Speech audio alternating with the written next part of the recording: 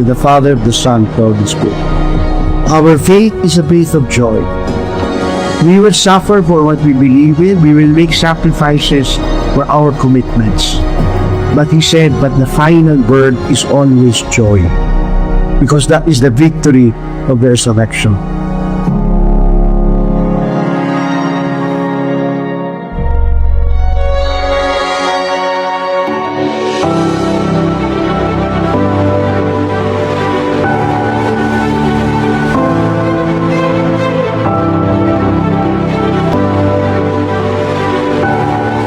Next year, what we will start doing, yung mga local governments na may kaya, that can do it, imbis na aantayin natin ng DPWH para gawin for DepEd ang kanilang school building, i-download na namin ang pondo sa local government.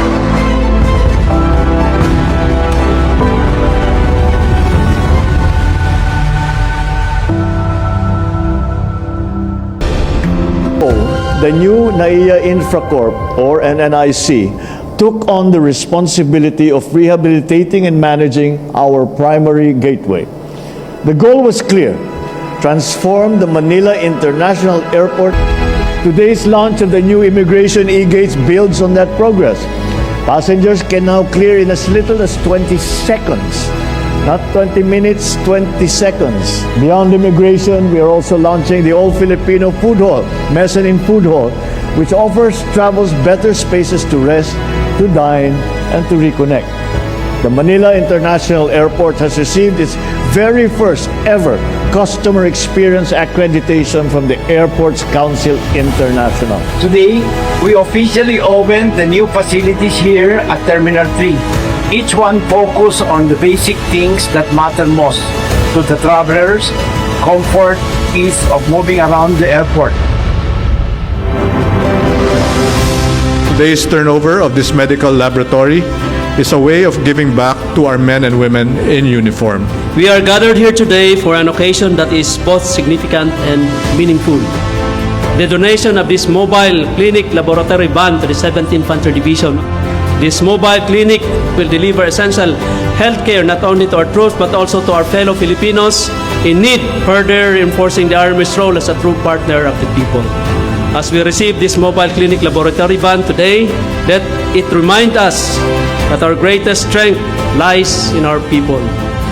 To our brave soldiers, we salute you for your service, your courage, and your love for country.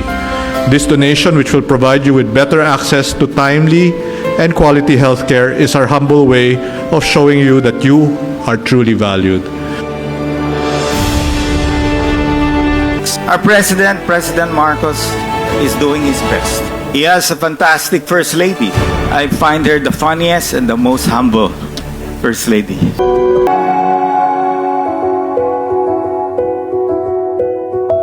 Mula sa aming pamilya, kami ay bumabati sa inyo ng maligayang Pasko at manigong bagong taon.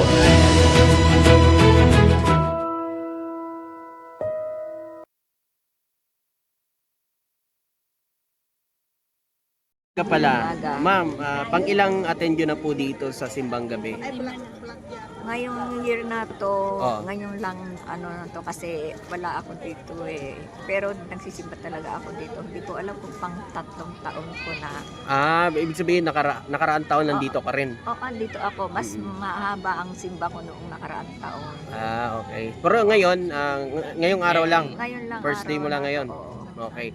So ngayon po, ano pong masasabi niyo po dito sa ginagawa ko ng presidente dito po sa Malacanang na tuwing December po? Ano makokomento niyo dito? Maayos naman, napasaya niya ang mga tao sa paligid.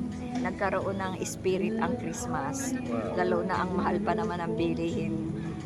Maging maayos ang buhay natin. Yung mga kabataan, mga bata, kahit papaano, nakakapagsaya dito kahit walang gastos. Libre ang pasok. So ibig sabihin na pupunta kayo paggabi dito kasi meron din siyang gabi tara sa palasyo eh. May mga free rides, may mga palaro para sa mga bata. Ay, hindi. Wala naman kasi akong batang Okay. Pero hindi yung kayo ibang nakapunta. mga bata, mga kapitbahay, Pupunta. sisipunta sila dito. Kaya masasaya sila, nakakalaro sila ng libre. Eto Nay, ano pong makokomento nyo po doon sa ginagawa ngayon ng ating mahal na Pangulo para wakasan ang matagal na dekada ng problema ng bansa, itong korupsyon talaga dito sa bansa natin. Ano pong masasabi niyo po? Ginagawa naman niya lahat ang kanyang magagawa. Talaga lang ang tao, kahit gumawa ka ng mabuti, may nasasabi pa rin. Walang kasiyahan ang tao. Ganoon. Sana naman maging maayos ang buhay natin. At maging maayos din ang buhay ng buong pamilya Marcos. So, ayaw nilang mawakasan ng korupsyon, no? Kasi sa nakikita natin, ito, may Diskaya, nakulong na. Yung iba pa, ayaw ba nilang makita at mabawi ang mga ninakaw na pera ng taong bayan?